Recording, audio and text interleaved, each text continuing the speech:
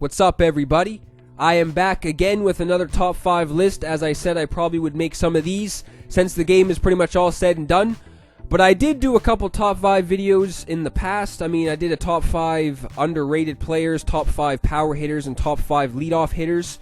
So it wasn't anything like a top 5 cards in the game, top 5 pitchers in the game. Like when it came to doing the top 5 like power hitters in the game, I think like the flashback Andre Ethier I had on that list, that had nothing to do with like how good of a card he was. It just so happened that I was able to have a lot of success with the flashback Andre Ethier, and I hit a lot of home runs with him. You know what I'm saying? So this would be a good time to make some top 5 lists when it came to like best cards in the game and stuff like that, since I really don't think they're going to put like amazing diamond players in the game anymore, and even if they put any players in the game anymore, they're probably not going to be that good. But this would be a good time, in my opinion, to make a top 5 just overall cards in the game kind of list. And remember, too, before I get into this list, that this is my opinion. I have used pretty much every single one of these players I include on these lists. And if I haven't used them, I have had a lot of experience facing these guys, too. So I've seen them a lot, whether I use them or not, or just face them. So yeah, if you feel like other players should have been named on this list, feel free to comment down below after the video, of course, and let me know who you think should have been on this list. But getting into this list, I'm just going to shut my ass up and finally get into the video. Number 5, in my opinion, the flashback Fernando Rodney is an absolute machine, man. He was my favorite. He was probably one of my favorite closing pitchers / relief pitchers to use in this game up until a certain point. Very good stats. With the 92 break and the 91 velocity, those stats stand out the most. And I don't know, man, he has the whole enchilada pretty much, like the slider, and he has the changeup, and he has the like 97, 98 mile an hour fastball too. So when you have a righty with a very good slider and a good changeup, like that's the thing, man. Flashback, like Fernando Rodney's live series card has a nasty changeup. Like for a while, I was just using the live series Fernando Rodney because his changeup was so deadly, man. It's almost like a screwball. When you look at it, like it goes like, if you're facing a lefty, it'll break like away from the strike zone, you know what I mean? So it's nasty, man. Very good off-speed pitches, and he can blow people away. I've faced the flashback Fernando Rodney a good amount of times too, and I haven't really been able to do that much against him. So definitely Fernando Rodney deserves to be on this list. Number 4, Billy Wagner. Now, this is the 93 Billy Wagner from the Astros.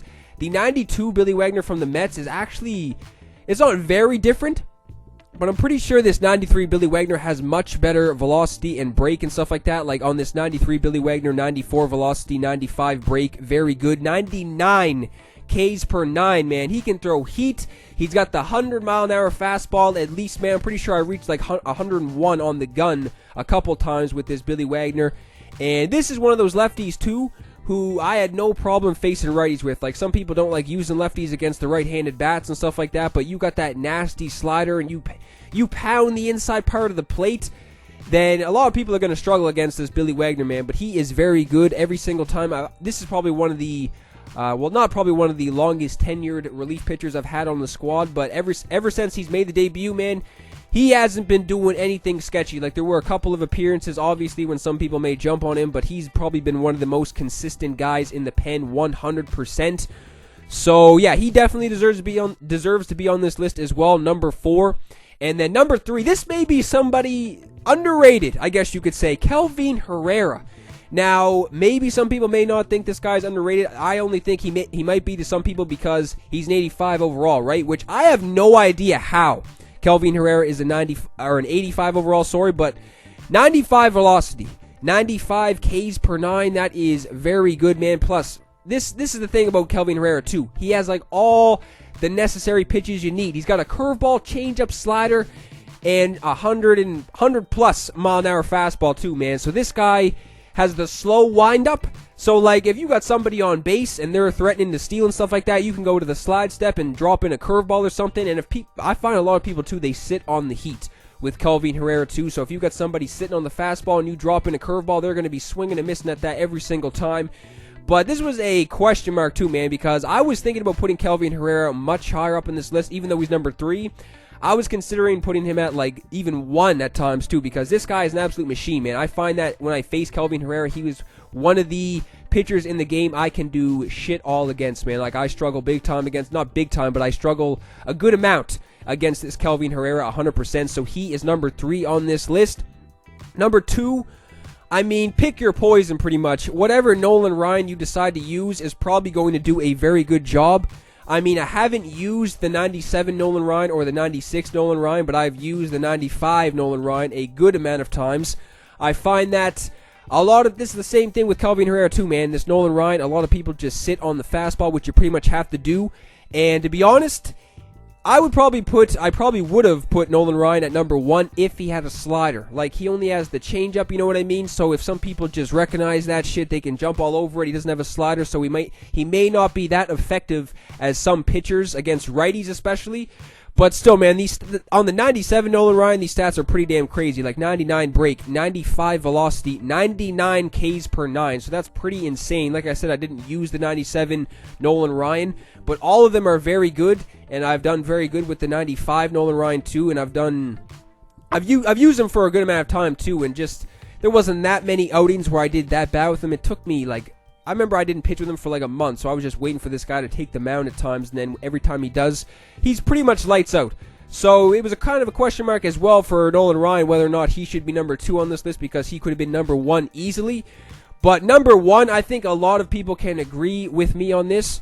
The prime Justin Verlander is ridiculous, man. Now, I have not had the prime Verlander on my squad. I haven't used him in like BR or anything, but I have faced him a good amount of times, because I remember when he first came out, a lot of people were picking him up, and that was around the time I was facing him a lot. I still face him from time to time nowadays, but every single time, I'm not even joking, every single time I face the prime Verlander, I am just thinking whether or not I should quit the game, because I can't do shit against the prime Verlander. He's an absolute beast, man. 77 break may not be that good, but his fastball, like, is crazy. Like, I know he only has 92 velocity, but I don't know if it's just me. It feels like that motherfucking thing is like 200 miles an hour. Like, when you drop in those off-speed pitches and then you come back with the heater, it feels like it's coming in and it's fucking blowing by you before you can even think about swinging the bat. So I've faced this prime Verlander a lot. I've heard a lot of people say too that they think the prime Verlander is the best in the game. I completely agree with that.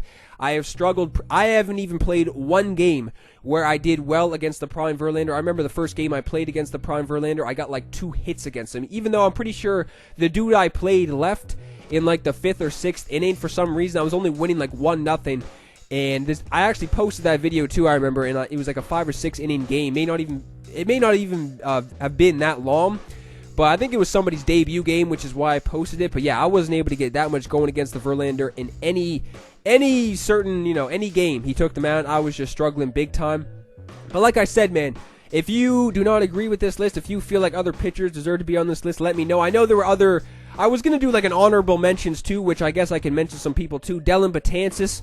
I mean, there were a couple times I was able to just destroy Dellin Betances too, so he wasn't one of those pitchers I always struggled against. Andrew Miller is another one. I find that, dude, to be honest, I find that if you have a good amount of righties in your lineup, or if you just want to start putting righties in the lineup when Andrew Miller comes in, you can just destroy him, man. I don't know. I don't struggle at all against Andrew Miller. From my experiences, I don't struggle against Andrew Miller, but he is definitely one of those good relief pitchers for sure.